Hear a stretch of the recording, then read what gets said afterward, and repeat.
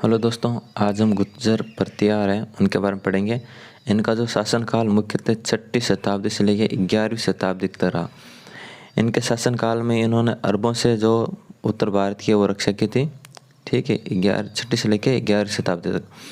इसके जो गुर्जर परतियार है, इसके अंदर जो शाखाएँ हैं वो कहते हैं 36 शाखाएँ हैं। ठीक है दोस्तों, सबसे प्राचीन शाखाएँ हैं वो मंडोर की है और इसी से बाकी निकली है, जैसे बीनमाल जो कि जालौर में, कन्नौज जो कि यूपी में, अवंती जो कि उज्जैन एमपी के अंदर पड़ता है।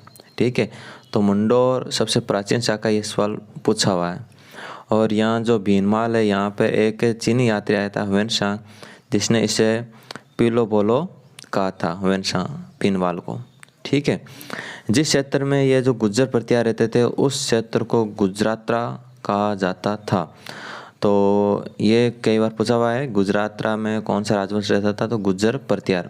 गुजराता नाम कैसे पड़ा, क्योंकि ये गुजरात और राजस्थान के लगभग बीच में पड़ता है। ठीक है, जैसे क्षेत्र आ गया बाड़मेर है, जालौर है, तो ये गुजरात्रा कहलाता है। और गुर्जर राजवंश का जो उल्लेख है वो 3 अभिलेखों में मिलता है, 3 जगह मिलता है। ऐहोल अभिलेख जो कि कर्नाटक में बादामी चालुक्य जो पुलकेशिन द्वितीय के समय बना था। ठीक है, तो सबसे पहले जो गुर्जर जाति का जो उल्लेख है ये ऐहोल अभिलेख में मिलता है। दूसरा मिलता है गटियाला अभिलेख। ठीक है, ये बार बार पूछा हुआ भी सवाल है। तो गटियाला अभिलेख कहाँ पड़ता है, तो ये जोधपुर में पड़ता है और यह कंकुक के समय लिखा गया था। तीसरा है ग्वालियर प्रस्तुति जो कि महिर भोज या भोज प्रथम के टाइम लिखा गया था। अब हम चलते हैं मंडोर के गुर्जर परतियार।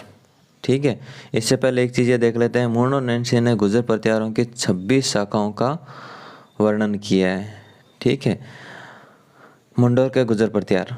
मंडोर के गुर्जर परतियारों का जो संस्थापक है वो है हरिश्चंद्र, और इसका जो एक उपनाम मिलता है रोहिल्दी। तो ये बार बार पूछा हुआ सवाल है, रोहिल्दी किसका उपनाम है, तो हरिश्चंद्र का उपनाम है। और ये हरिश्चंद्र की और एक विशेषता ये है कि इसने ये जो मंडोरों का क्या है, संस्थापक है। ठीक है, इसी के तीसरा पुत्र आता है रज्जिल। इसके समय में हुआ था जो मंडोर है वहाँ से वंशावली की प्रारंभ मानते हैं। ठीक है, रज्जिल के टाइम, और रज्जिल के बारे में कुछ भी देखने को नहीं मिलता। उसके बाद में आता है नागभट्ट प्रथम, ये भी मंडोर का ही चल रहा है। इसका शासनकाल में इसने सर्वाधिक विस्तार किया और इसने अपनी राजधानी मंडोर से हटाकर मेड़ता कर ली थी। नागभट्ट प्रथम, इसके समय एक ही सवाल पूछने लायक है, मंडोर से मेड़ता किस समय या किसने राजधानी बनाई थी, तो नागभट्ट प्रथम ने। अब आते हैं भीनमाल, जालौर या अवंती या कन्नौज के परतियार। सबसे पहला आता है नागभट्ट प्रथम। ठीक है, ये आता है भीनमाल के नागभट्ट प्रथम। ठीक है, इन्होंने क्या है कि भीनमाल है वहाँ पर भीनमाल शाखा है जालौरों की, गुर्जर परतियारों की। तो इसका संस्थापक कौन है, नागभट्ट प्रथम। इसके दरबार को नागावलोक का दरबार भी कहा जाता है, नागभट्ट प्रथम। ग्वालियर परिस्थिति में इसको मलछोका नाशक नारायण का अवतार भी कहा गया है, नागभट्ट प्रथम को। ठीक है, इसके बाद हम चलते हैं वत्सराज पर। वत्सराज का शासनकाल 783 से लेकर 795 ईस्वी तक। इसे वास्तविक संस्थापक मानते हैं भीनमाल जालौर का। ठीक है, इसके समय त्रिपक्षीय संघर्ष शुरू हुआ था। तो ये सवाल पूछा हुआ है, त्रिपक्षीय संघर्ष किसके समय चालू हुआ था, तो वत्सराज के समय चालू हुआ था। और यूपी में एक जगह पड़ती है कन्नौज। ठीक है, तो कन्नौज पर अपना अधिकार जमाने के लिए इधर से तो गुर्जर परतियार वत्सराज के समय। ठीक है, और बंगाल के पाल वंश उस समय शासक था धर्मपाल, और दक्षिण के अंदर थे राष्ट्रकूट। ठीक है, तो गुर्जर परतियार में यहाँ था वत्सराज ने क्या किया था, गुर्जर कन्नौज पर आक्रमण किया था और धर्मपाल को क्या किया, धर्मपाल को इसने हरा दिया। उसके बाद में इंद्रयुद्ध इसको भी हरा दिया। ठीक है दोस्तों, और इस कन्नौज पर क्या कर लिया, अपना अधिकार। अब ये चीज़ राष्ट्रकूट देख रहा था, इनकी जो शक्ति जो बढ़ रही थी, इनका जो साम्राज्य बढ़ रहा था। तो राष्ट्रकूट ने क्या किया, राष्ट्रकूट के जो शासक थे ध्रुव ने क्या किया, इस पर किया आक्रमण। ठीक है, आक्रमण किया और इस वत्सराज को क्या कर दिया, यहाँ पे हरा दिया। और यहाँ कन्नौज पर आक्रमण किसने कर लिया, ध्रुव ने। ठीक है, तो यहाँ से तो होता है संघर्ष स्टार्ट। उसके बाद में जो वत्सराज के बारे में देखने को मिलता है, इसके समय ओसिया में जो मंदिर समूह है तो ये इसी के समय बने थे। ठीक है, और एक प्राचीन जैन मंदिर बताते हैं महावीर जी का। ठीक है, महावीर स्वामी जी का, तो वो भी इसी के समय बना था। तो यहाँ पे एक सवाल ये पूछा जाता है कि महावीर स्वामी का जो मंदिर है वो किस राजवंश के समय बना था, तो गुर्जर प्रतिहार। अगर थोड़ा डीपली पूछ लें कि किसके शासनकाल में बना था, तो वत्सराज। ठीक है, इसके ही दरबारी थे जिनसेन सूरी जिन्होंने हरिवंश पुराण लिखा था, और उदोतन सूरी जिन्होंने कौवल्यमाला ग्रंथ की रचना की थी।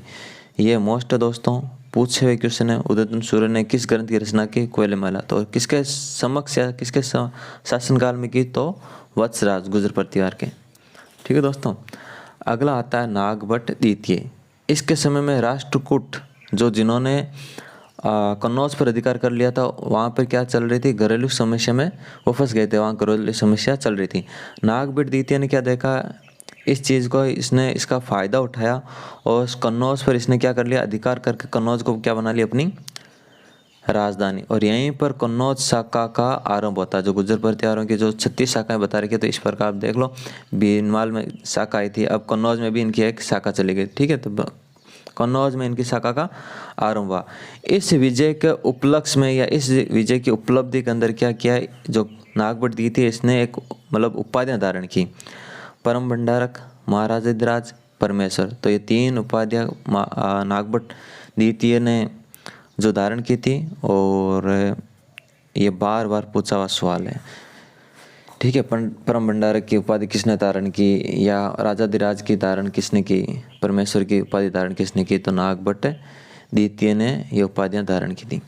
उसके बाद माता महिर भोज, इसका पिता था रामभद्र, तो इसकी इसने कर दी हत्या और बन गया राजा महिर भोज। ये पहला पितृहंता है गुर्जर प्रतिहारों में। इसने शासक इसके टाइम क्या था कि इसने इसके जो नागभट्ट द्वितीय ने तो कन्नौज पर अधिकार कर ही रखा था, तो इसके समय बहुत साम्राज्य फैला हुआ था, तो इसने मतलब शांति थी कुल मिला के इसके टाइम में। इसने उपाधि धारण की थी आदिवरा व प्रभास पाटन।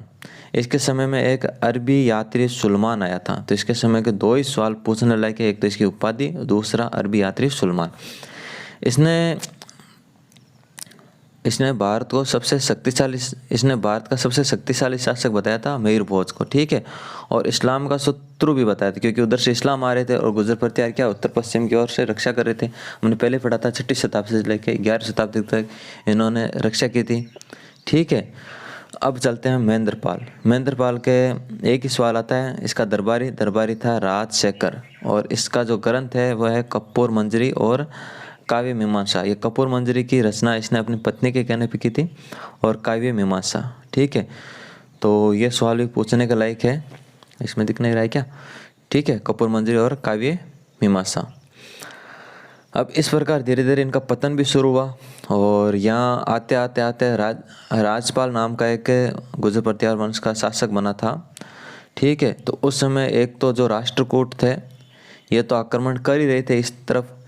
एक बार क्या हुआ, ये जो मोहम्मद गजनवी है उसने 1118 ईस्वी में यहाँ पर आक्रमण किया था। ठीक है, इससे क्या हुआ कि जो राज्यपाल है वो पराजित हो गया। उसके बाद में जो त्रिलोचन है 1119 में मोहम्मद गजनवी ने और आक्रमण किया, तो ये भी पराजित हो गया, और इसने अपनी राजधानी है वो यहाँ से हटा ली और बारी बना दी। इस प्रकार गुर्जर प्रतिहारों का लगभग पतन होना शुरू होता है, और यहाँ का जो अंतिम शासक मानते हैं वो मानते हैं यशराज 1136 में। और इस प्रकार लघु प्रतिहारों का पतन लगभग 1193 ईस्वी तक कंप्लीट खत्म हो जाता है।